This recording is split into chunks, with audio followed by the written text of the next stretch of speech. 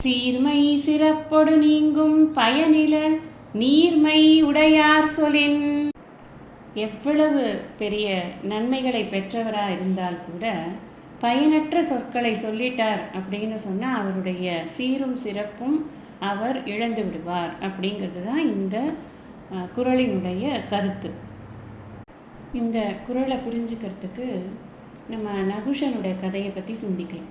நகுஷன் அப்படிங்கிறவன் சந்திர குலத்தில் உதித்த ஒரு மன்னன், நல்ல வீரம்.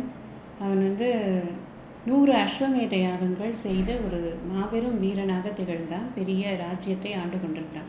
100 அஸ்வமேத யாகம் யார் பண்ணுறாங்களோ அவங்களுக்கு இந்திர பதவி கிடைக்கும் அப்படிங்கிறது சாஸ்திரம். அதனால் அவனுக்கு இந்திர பதவியானது வழங்கப்படுகிறது.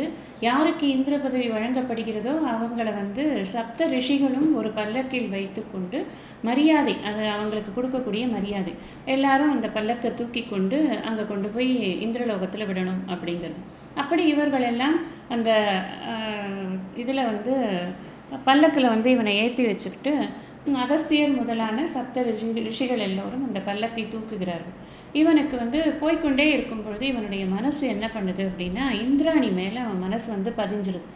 இந்திராணியை மேலே பதிஞ்சதுனால அவளை அடைந்து சந்தோஷமாக இருக்கணும் அப்படின்ற ஆசை அவனுக்கு அதிகமாக இருக்குது. அப்போது இவன் அந்த ஆசை அதிகமாகிறதுனால நம்மளை தூக்கி கொண்டு இருக்கிறது ரிஷிகள் அப்படிங்கிற அறிவே இல்லாமல் அவன் அந்த இந்திர பதவி இந்திராணி அப்படிங்கிற அந்த மோகத்தில் மயங்கி கொஞ்சம் வேகமாக போங்க அப்படின்ற வார்த்தைகள், சர்ப்ப சர்ப்ப அப்படிங்கிற வார்த்தைகளை அவன் சொல்லிட்டான். இந்த சர்ப்ப அப்படிங்கிறதுக்கு அர்த்தம் வேகமாக போகிறது அப்படின்னும் இருக்குது, சர்ப்பம்னா பாம்புன்னு ஒரு அர்த்தமும் இருக்குது. இதை கேட்டுக்கொண்டே முன்னாடி இருக்கக்கூடிய கொம்பை பிடித்து கொண்டிருந்த அகஸ்தியருக்கு ரொம்ப கோபம் வருது.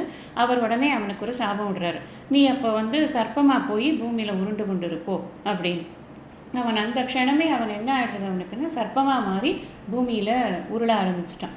இதுலேருந்து என்ன தெரியறது அப்படின்னா, அவனுக்கு எவ்வளோ பெரிய பதவி கிடைக்கிறதுக்கு இருந்தது, அந்த பதவி கூட அவனுடைய அந்த சொல் அவன் சரியாக உபயோகப்படுத்தாததுனால அவன் எவ்வளவு சீர்மையும் சிறப்பும் அவனுக்கு கிடைக்கிறதாக இருந்தாலும் கூட பயனற்ற அந்த ஒரு சொல்லால் அவன் அதை அனைத்தையும் இழந்தான் அப்படின்னு பார்க்குறோம்.